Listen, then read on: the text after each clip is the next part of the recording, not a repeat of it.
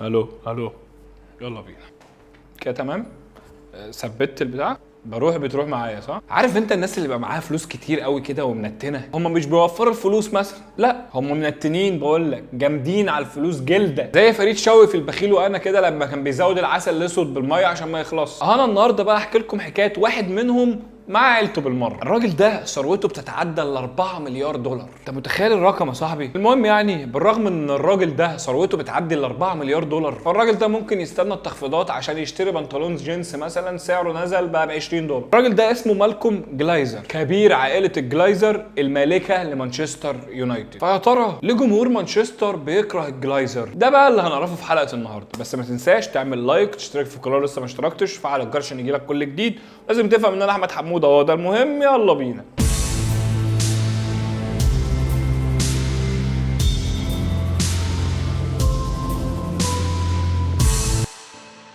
الحوار بدأ في 2003 لما عيلة الجلايزرز الأمريكية كانت عايزة تستحوذ بشكل كامل على مانشستر يونايتد، والحوار بدأ بالتدريج كده، وبدأوا يشتروا أسهم وحصتهم في النادي بقت 3.17%. واحدة واحدة كده بدأت أسهمهم وحصتهم في النادي تزيد، لحد ما في 2005 استحوذوا بشكل كامل على النادي وبقوا مسؤولين على كل صغيرة وكبيرة جوه النادي. لحد هنا الكلام عادي وحلو وبيع وشراء ومفيش مشاكل، لكن المشكله هتبدا لما تعرف الجلايزرز دولت اشتروا وتملكوا النادي ازاي. في 29 يونيو سنه 2005 دي كانت اول زياره لعيله الجلايزرز لاورد ترافورد بعد امتلاكهم النادي. وقتها عيله الجلايزرز اتقابلت بمظاهرات من حوالي 300 واحد من مشجعين مانشستر يونايتد اللي كانوا معترضين على امتلاكهم النادي وكانوا شايفين ان هم سرطان وهيبوظوا النادي. وقتها الموضوع اتلم وجه حوالي 100 واحد من افراد الشرطه في مانشستر ووقفوا عشان ما يحصلش اي عنف. وكمان مدير النادي واللاعب السابق بوبي تشارلتون قدم اعتذار رسمي وعلني لعيله الجلايزرز على الاستقبال المهين ده. وفي 2006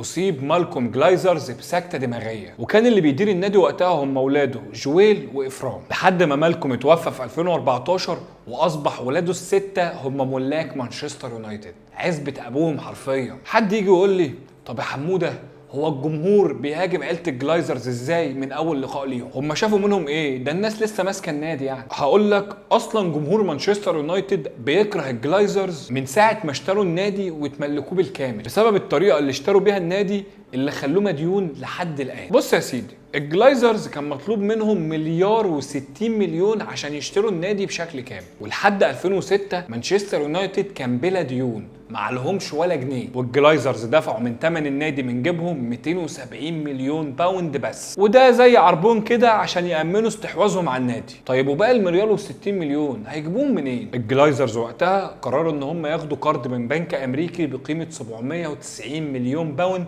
عشان يكملوا استحواذهم على النادي بشكل كامل، والقرض ده خدوه بفوائد بتوصل ل 18.4%. ولعلمك النادي لحد الان هو اللي بيدفع القرض ده من الارباح بتاعه النادي. يعني بدل ما الارباح دي المفروض تروقوا بيها على النادي وتجيبوا صفقات، تطوروا مرافق النادي، تعملوا ملاعب جديده، تطوروا الساونا والجاكوزي بدل ما رونالدو فضحكم في كل حته كده. المهم ان هم طنشوا كل الكلام ده وقال لك هنسدد القرض الاول من ارباح النادي، وبعد كده ناخد نسبتنا من ارباح النادي، وبعد كده بقى نبقى نشوف احنا ازاي هنجيب صفقات وهنطور والكلام الفاضي ده، يتحرق النادي، المهم حصتنا. انا اقسم بالله ما شفت بجاحه كده قبل كده. ده الله يكون في عون مانشستر يونايتد وعلى راسهم خيري ومحمود ضياء وكريم ميخ. ومن هنا بقى بدات العداوه مع الجماهير اللي كانت شايفه انهم بالمنظر ده هيدمروا النادي ومش خايفين عليه، والدليل ان هم ما اشتروش النادي بفلوسهم، لقوا كمان البجحين غلوا الاشتراكات والتذاكر الموسميه. ما هي اي فلوس بقى تسد القرض، وبقى بدل ما انت شاريني عشان تطور مني واكسب منك وتكسب مني، لا ده انت شاريني بقى عشان اسدد لك قرض للنادي اللي انت المفروض رئيسه. وبسببهم مديونات النادي وصلت لاكتر من 500 مليون باوند بسبب القرض ده بس. وقتها بقى جماهير اليونايتد جابت اخرها وظهرت اكتر من حمله معترضه على الجلايزرز، اهمها حمله اسمها نحب مانشستر ونكره الجلايزرز. الحمله دي بقى كانت عامله نوش، يفط ويكتبوا على الجدران ويخشوا يعترضوا جوه المدرج، ليله كبيره يعني. وخلي بالك الحمله دي مستمره لحد الان. حد يقول لي طب يا حموده، طب ما هو مانشستر مع ايام السير كان فريق عظيم وبيكسب وكانت الدنيا ماشيه. هقول لك ما هو ده بسبب السير مش بسبب الجلايزرز. هقول لك ازاي. في الوقت اللي انت كنت بتتكلم فيه دوت كان السير أليكس فيرجسون على راس الاداره الفنيه لمانشستر يونايتد، وكان هو المدير الرياضي كمان، وكان مريح الجلايزرز اللي هم ما كانوش بيصرفوا، وكان السير هو اللي بيتصرف. شويه يطلع ناشئين من تحت، شويه يشتري لعيبه صغيره محدش يعرف عنهم حاجه زي رونالدو ويطورهم وبعد كده يبيعهم بفلوس اكتر. يكفي بس ان انا اقول لك ان اخر 8 سنين من قياده السير لمانشستر يونايتد النادي اشترى وباع صفقات ب 153 مليون باوند بس. السير ساعد الجلايزرز ان هم يحققوا نجاحات وينشروا العلامه التجاريه للنادي في اسيا وفي كل انحاء العالم عن طريق بقى الجولات الصيفيه وبيع التيشيرتات. وخلي بالك حققوا من الحاجات ديت نجاحات غير مسبوقه ماديا، بالاضافه لكده ان السير حقق معاهم القاب كتيره جدا، والالقاب ديت هي اللي جذبت الرعاه وخلتهم مكملين معاهم لحد الان، لان كده كده اسم مانشستر ولوجو النادي كده كده بيبيع. المهم ان في 2008 وصل مانشستر يونايتد ان هو يكون على قمه انديه العالم رغم كل الازمات والديون دي، الا ان النادي بيخش له فلوس كويسه جدا من الرعاه ومن العلامه التجاريه لمانشستر يونايتد. مانشستر يونايتد خلال ال 15 سنه اللي فاتوا حققوا صافي ربح وصل ل 5.9 مليار باوند، وده رقم ضخم جدا، لكن في نفس الوقت اجمالي النفقات والحاجات اللي صرفوها وصلت ل 5.4 مليار باوند،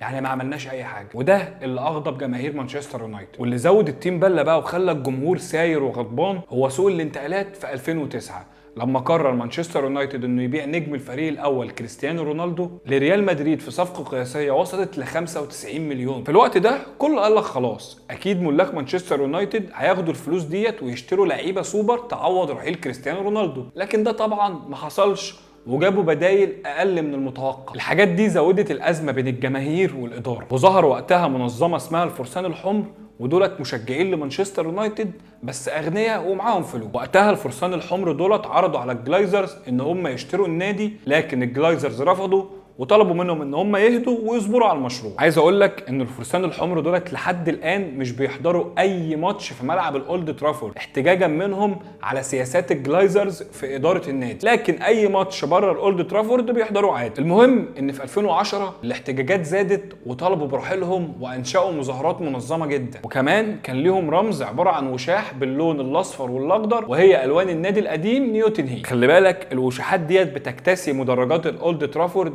لحد وقتنا هذا احتجاجا من الجماهير على اداره الجلايزرز للنادي اللي خلوه مديون لحد وقتنا هذا رغم كل الازمات والديون دي، الا ان النادي بيخش له فلوس كويسه جدا من الرعاه ومن العلامه التجاريه لمانشستر يونايتد. وخلال 15 سنه مانشستر يونايتد ابرم صفقات بما يتعدى المليار باوند، وباعوا لعيبه بحوالي 400 مليون باوند، وايرادات النادي فعلا ارتفعت من 173 مليون باوند ل 505 مليون باوند. لكن لو جيت تبص على نادي زي ليفربول مثلا هتلاقي ان ايراداته وصلت ل 417 مليون باوند، والسيتي 370 مليون باوند، والانديه دي قربت منك من غير بقى سياسه الديون والقروض والشغل ده. الحاجه اللي زودت غضب جمهور مانشستر يونايتد هو بخل الاداره على الصرف على البنيه التحتيه، وده اللي اتكلم عنه كريستيانو رونالدو قبل كده في لقائه الشهير مع بيرس مورجان قبل ما يمشي من مانشستر يونايتد، لدرجه ان في 2009 سقف الملعب بتاع الاولد ترافورد كان مخروم ونازل منه ميه بسبب المطر. النادي صرف خلال ال10 سنين اللي فاتوا ما يقرب من 118 مليون باوند على البنيه التحتيه، في حين ان نادي زي ليفربول صرف 10 اضعاف اللي صرفه مانشستر يونايتد. بلاش ليفربول يا عم، نادي كبير. بص على برايتون هتلاقيه صرف 121 مليون باوند على البنيه التحتيه. توتنهام صرف 10 اضعاف اللي صرفه مانشستر يونايتد، وده بسبب انهم بنوا ملعب جديد اصلا. وبرغم كل ده فتيجي تبص على الانديه المديونه في انجلترا هتلاقي ان توتنهام في المركز الاول، وده لسبب معروف ان هم بنوا ملعب جديد، وهتلاقي في المركز الثاني على طول مانشستر يونايتد. وبكده جمهور اليونايتد زعلان وغضبان من الاداره بسبب الديون وعدم تطوير البنيه التحتيه وقله الدخل اللي بسببه في 2020 اعلن افرام جلايزر احد افراد العيله المالكه لمانشستر يونايتد انه هيبيع اسهم ليه في النادي بما يقرب 72.5 مليون باوند. ركز معايا قوي بقى في الكلام اللي هقوله ده. حد هيجي يسالني ويقول لي هو حموده ليه جلايزرز متمسكين بالنادي مع انه يعني ظاهريا كده وعلى ارض الواقع النادي مش ناجح في الكوره؟ ما بيحققش القاب يعني؟ لا، هقول لك لان اخر حاجه بيفكروا فيها ملاك مانشستر يونايتد هي الكوره والنتائج. اهم حاجه عندهم الفلوس، وان هم بيخش لهم دخل ثابت بسبب العلامه التجاريه، وان هم شخصيا كده كده كسبانين من النادي. والدليل ان عيله الجلايزرز جمعت 300 مليون باوند ارباح على الاسهم منذ وصولهم لمانشستر يونايتد، وهم اصلا دفعوا من جيبهم عشان يشتروا النادي 270 مليون باوند. يعني هم كسبوا فوق اللي دفعوه 30 مليون باوند. وكده كده باقي فلوس صفقه الشراء اللي هي 790 مليون باوند بتدفع عن طريق قرض بنك اللي بيسدده لحد الان ارباح النادي. صديقي المانشستراوي هستفزك اكتر، معلش استحملني. انت تعرف ان الجلايزرز بيقبضوا 11.5 مليون باوند ارباح سنويه من الاسهم ومن المستثمرين في النادي؟ شوف، رغم الديون دي كلها، والمفروض يعني ان اي ايرادات بتخش النادي تدفع في القرض عشان الديون تقل شويه، لكن الجلايزرز مش بيعملوا كده، بيوزعوا الارباح عليهم. حتى في ظل ازمه كورونا اللي كله معكوك فيها، هم برضو بيوزعوا الارباح عليهم، والارباح دي بتقدر بحوالي 23 مليون باوند ارباح سنويه. ده ملاك الاسهم في النادي، واكتر من نص الارباح ديت بيروح لعيله الجلايزرز. وفي اخر 5 سنين وصل مجموع الارباح ل 122 مليون باوند. المبالغ ديت لو قارنتها مع بقيه انديه البريمير ليج، ان اقرب نادي وزع ارباح كان نورويتش سيتي ب 300 الف جنيه استرليني. طيب هل الجلايزرز بيدعموا النادي وبيضخوا فلوس وبيدفعوا من جيبهم مثلا زي ملاك تشيلسي، زي ملاك مانشستر سيتي، زي ناصر الخريفي في باريس سان جيرمان، زي ملاك ايفرتون؟ الاجابه مش عايز اصدمك، لا، بل بالعكس، ده هم بيسحبوا من فلوس النادي. عايز اقول لك ان هم لما بيحضروا ماتش في الاولد ترافورد، ان النادي هو اللي بيتكفل بكل حاجه، من اول التذكره لحد الاكل. انا ما شفتش نتانه كده يعني. كل اللي قلته لك ده بيوضح سبب فشل مانشستر يونايتد على مستوى الكوره في الفتره الاخيره. ملاك مانشستر ولا بيهمهم الكوره ولا الالقاب، والدليل ان من بعد رحيل السير أليكس فيرجسون مفيش ولا مدرب نجح وحقق القاب، وحتى مفيش صفقات نجحت باستثناء برونو فرنانديز. وده بسبب ان مفيش اداره رياضيه ولا تخطيط ولا مشروع من الاساس، كله ضحك على الدقون. النادي عباره عن ملاك وتحتيهم اقتصاديين مالهمش في الكوره. عشان كده النادي بيصرف وبيجيب لعيبه، لكن بيصرف في الغلط. بيصرف بهدف ان النادي يخش التوب فور بس ويشارك في التشامبيونز ليج، ده عشان المستثمرين والعلامات التجاريه ما تقلش ولا تتاثر وتفضل تجيلهم فلوس. فالاكيد ان الاداره بتتحمل الجزء الاكبر في فشل مانشستر يونايتد، لان في الاول وفي الاخر هو اهم حاجه عندهم الفلوس، وان حصتهم ما تتاثرش والفلوس تجيلهم. عشان كده هم رافضين يبيعوا النادي، لانهم في ظل كل الظروف دي الا ان النادي بيدخل لهم فلوس ثابته بدون اي قلق او مخاطره. الحل عشان اليونايتد يرجع لسابق عهده تاني ان الاداره دي تمشي، او تحصل معجزه تخليهم يعدلوا سياساتهم